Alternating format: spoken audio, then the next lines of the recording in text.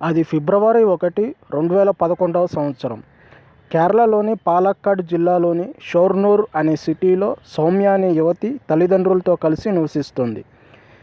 ఈమె వయసు 23 సంవత్సరాలు. ఈమె ఎర్నాకుళం అనే ప్రాంతంలో ఒక సూపర్ మార్కెట్లో సేల్స్ గర్ల్గా పనిచేస్తోంది.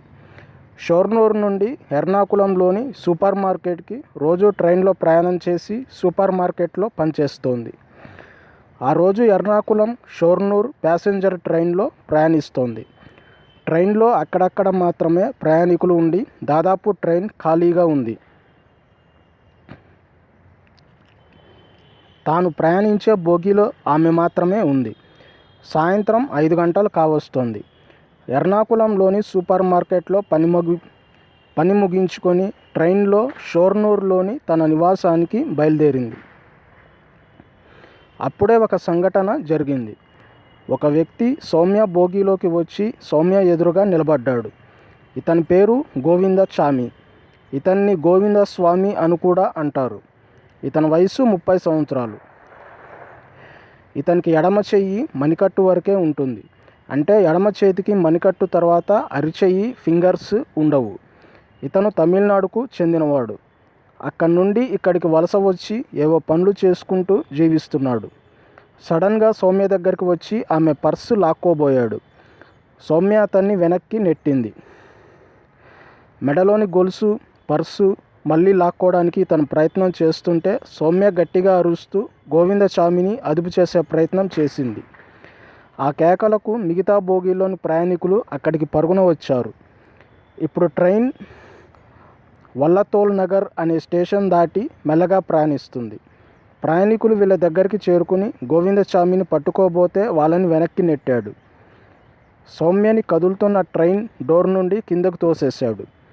సౌమ్య ట్రాక్కి కొన్ని మీటర్ల దూరంలో ఎగిరిపడింది. వెంటనే గోవిందచామి కూడా ట్రైన్లో నుండి దూకేశాడు.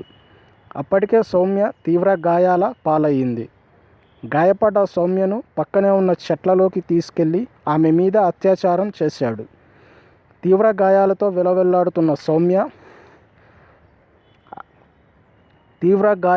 విలవెల్లాడుతున్న సౌమ్యను అక్కడే వదిలేసి వెళ్ళిపోయాడు. మర్నాడు ఉదయం కొందరు పశువుల కాపరులు సౌమ్యను గుర్తించి హాస్పిటల్కి తరలించారు.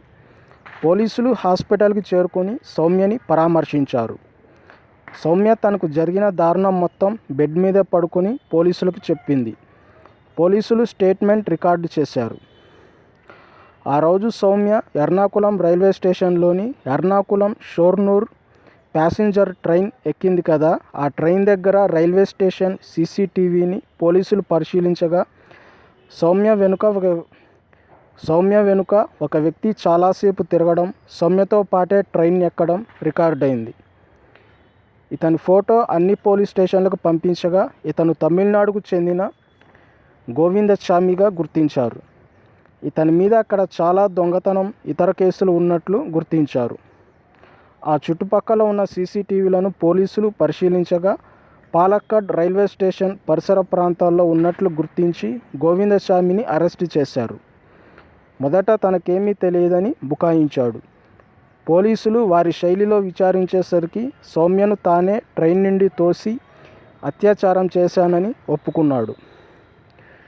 వారం రోజులు సౌమ్య మృత్యుతో పోరాడి తుదిశ్వాస విడిచింది. సౌమ్య పోస్టుమార్టం రిపోర్ట్లో 2 చోట్ల బలమైన గాయాలు అవ్వడం వల్ల ఇంటర్నల్ బ్లీడింగ్ అయ్యి మరణించినట్లు ఉంది. ట్రైన్ నుండి కింద పడడం వల్లే ఆ దెబ్బలు తగిలి ఉంటాయని పోలీసులు భావిస్తున్నారు. గోవిందచామి సెమెన్ మాత్రం సౌమ్య బాడీ మీద లభ్యం కాలేదు. ఆ రోజు ట్రైన్లో గొడవ జరుగుతుంటే కొందరు ప్రయాణికులు సౌమ్య గోవిందచామి దగ్గరికి వచ్చారు కదా. వారు గోవిందచామిని గుర్తించి ఆ రోజు ఇతనే సౌమ్యను ట్రైన్ నుండి తోసి అతను కూడా దూకాడని సాక్ష్యం చెప్పారు. ఈ ఆధారాలను కోర్టులో సమర్పించగా మొదట గోవిందచామికి కోర్టు మరణశిక్ష విధించింది.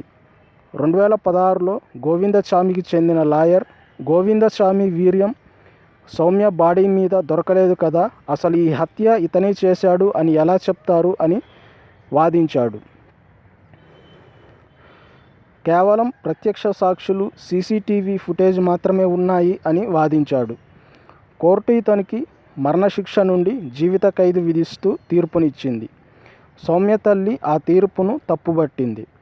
2025లో గోవిందచామి జైలు నుండి తప్పించుకొని కొంత దూరం వెళ్ళి ఒక నీటి బావిలోని మెట్ల కింద దాక్కున్నాడు.